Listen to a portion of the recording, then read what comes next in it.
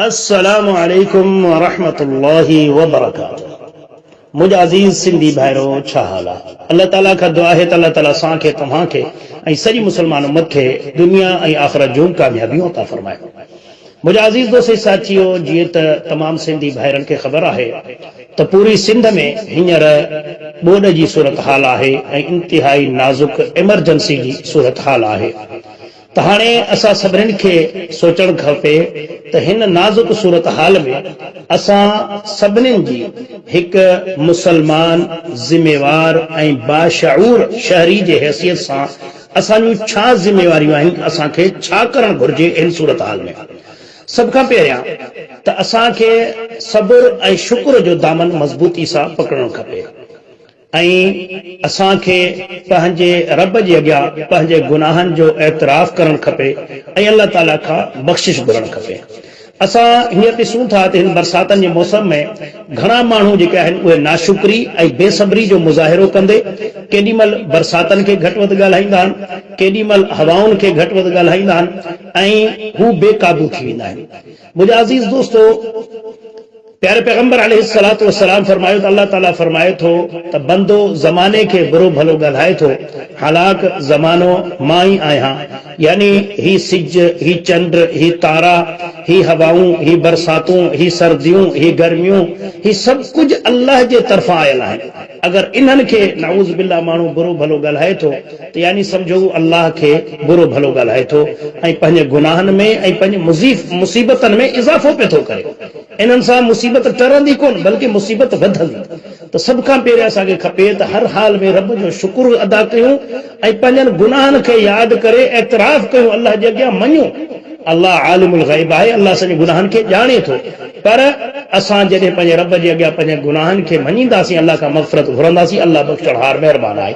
जीअं ॾिसो आम असां जेके सिंधी आहियूं, अगरि केॾो बि असां सां केरु नाजाइज़ी करे थो पर पंहिंजे गुनाह खे पंहिंजे ॾोह खे मञी ऐं असां वटि मेड़ हली थो अचे त असां उनजे तमामु गुनाहनि खे माफ़ करे उन सां भाइपी ऐं दोस्ती जो मुज़ाहिरो कंदा आहियूं। जॾहिं हिकु इंसान बि अगरि केरु उन वटि हली अचे थो त उनखे माफ़ करे थो छॾे त पोइ त रब त बेमिसाल बादशाह आहे। उनजी सखा, उनजी रहमत, उनजी मग़फ़िरत तमामु घणी आहे। सो असांखे सभ खां पहिरियां शुक्र ऐं सब्र जो मुज़ाहिरो करणु खपे। उन खां बाद में असां ॾिसंदा आहियूं अक्सर साथी जॾहिं अहिड़ी मुसीबत ईंदा आहिनि, उन्हनि जी वटि हूंदी आहे हुकूमत जे तरफ़। वटि असां अला इंतिज़ामिया खे चऊं था वारो कनि, पहुची वञनि, साथ ॾियनि या उन्हनि खे घटि वधि ॻाल्हाइण, बरोबरि भलो ॻाल्हाइण। इहो पिटको हूंदो आहे। ग़रीब त ग़रीब, उनजो त खणी हक़ आहे, पर अमीरनि जो बि इहो धंधो आहे। को बि असां मुसलमान आहियूं, असांजो हक़ आहे त असां पेश अचूं त ठीकु आहे। फ़िलहाल जेसीं तोड़ी हुकूमत पहुचे, हुकूमत को सिस्टम करे, तेसीं तोड़ी असांजूं छा ज़िम्मेवारी आहिनि। जेके ॻोठ जा मोतबर बाशऊर पढ़ियल नौजवान आहिनि, को सरदार आहे, को वॾेरो आहे, को नौकरी वारो आहे, को बिज़नेसमैन आहे, त हाणे असां छा कयूं? पंहिंजे ॻोठ जे लाइ, पंहिंजे इलाइक़े जे लाइ, पंहिंजे शहर जे लाइ असां छा करे सघूं था? सभ खां पहिरियों असांखे मुतहरिक थियणु खपे न। असां वटि इहो सिस्टम न हूंदो आहे। सभु असां निहारियूं वेठा त इंतिज़ामिया अचे, हुकूमत अचे ऐं उन्हनि खे लान तान करण में वक़्तु ज़ाया कंदा आहियूं ऐं सॼो शहर, सॼो ॻोठ, सॼो इलाइक़ो बर्बाद थी वेंदो आहे। त असांखे सभ खां पहिरियों पाण खे मुतहरिक थियणु खपे, तंज़ीम ठाहिणु खपे त हाणे छा कयूं। त इहो ज़रूरी आहे। उन खां बाद में असां मुसलमान आहियूं, असां अल्हम्दुलिल्लाह अल्लाह ताला में अजर सवाब जी उम्मीद रखूं था त असां सदको ॾियूं था।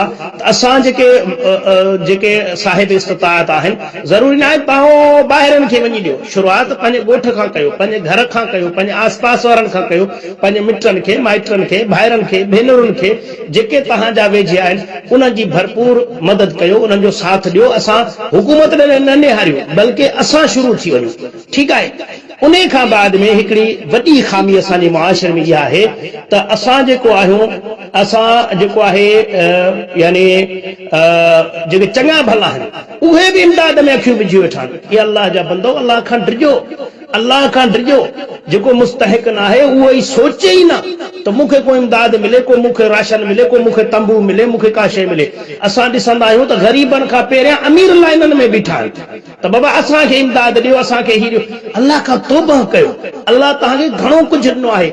हिन मौक़नि में तव्हां ॾियो बजाए जो वठण जे। ऐं इहा बीमारी कढो, ये शैतान जी बीमारी आहे, शैतान बीमारी विझी छॾी आहे जो हींअर अमीर बि घुरण जे पोयां त बाबा असांखे राशन कॾहिं था ॾियो, असांखे इमदाद कॾहिं था ॾियो। न, असांखे घुर्जे जेके असांजे इलाइक़े जा मोतबर माण्हू आहिनि उहे ॾियण जी कोशिश करे। ठीकु आहे। ऐं सभ खां आख़िरी ॻाल्हि इहा आहे त सची तौबा कयो, सची तौबा कयो।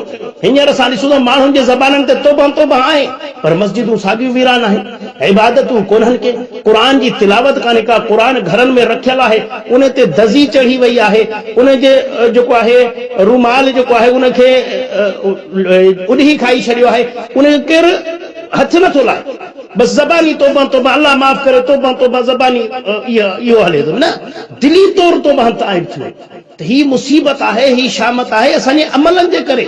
अल्लाह बेनियाज़ बेपरवाह बादशाह आहे। हाणे असांजी ज़िमेवारी आहे त असां पंहिंजी इस्लाह कयूं।